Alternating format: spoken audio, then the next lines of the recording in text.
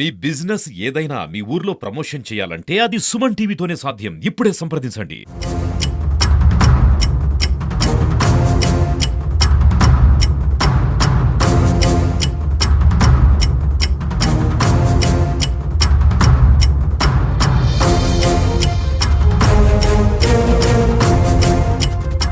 April 11వ తేదీ మనకి శాంతమ్మ అనే ఆమె సందేహాస్పద మృతిగా ఒక కేసు రిపోర్ట్ అయింది.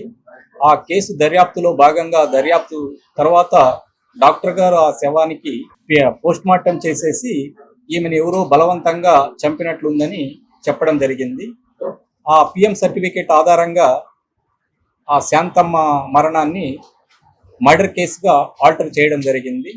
ఆల్టర్ చేసి తర్వాత దర్యాప్తులో భాగంగా ఈరోజు మార్నింగ్ ఉదయం 6 గంటలకి ఈ 5 మందిని బిజిలి జగదీష్, ఉయ్యాల హర్షిత, బండి పవన్ కుమార్, జమ్మలమడుగు శశిరేఖ, గూడూరు మురళి ఈరోజు మధ్యాహ్నం 12 గంటలకి తిమ్మనాయుడుపాలెం బస్టాప్ వద్ద అరెస్ట్ చేయడం అయింది. వాళ్ళని విచారిస్తే ఇందులో జగదీష్, హర్షిత అనే వాళ్ళు ఎవరైతే మరణించారో శాంతమ్మ వాళ్ళ ఇంట్లోనే పోయిన నెల మార్చి నెల లాస్ట్ వీక్లో వాడుకు దిగడం జరిగింది. ఈ యొక్క శాంతమ్మ గారి మీద ఆభరణాలు, తర్వాత డబ్బు ఉండడం చూడడము, ఆమె ఒంటరిగా ఉండడాన్ని తమకు అవకాశంగా మలుచుకొని మిగతా ముగ్గురితో కలిసి కుట్ర పన్ని ఆమె ఒకతే ఉన్నప్పుడు 10వ తేదీ రాత్రి 10 గంటలకి ఇంట్లోకి వెళ్ళి వీళ్ళు 5 మంది కలిసి ఆమెను చంపి ఆమె దగ్గర నుంచి బంగారు నగలు, క్యాష్ తీసుకుపోవడం జరిగింది.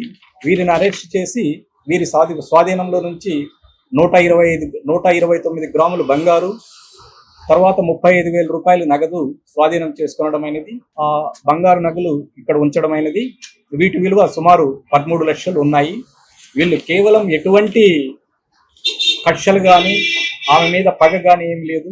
ఓన్లీ బంగారు నగల కోసం, బంగారు తర్వాత డబ్బులకు మాత్రమే ఆశపడి ఆమెను చంపడం జరిగింది.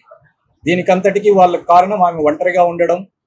దీన్ని ఆసరాగా తీసుకొని వాళ్ళు ఈ మర్డర్ చేయడం జరిగింది. వీరిని హత్యకి ఎటువంటి ఆయుధాలు ఉపయోగించలేదు.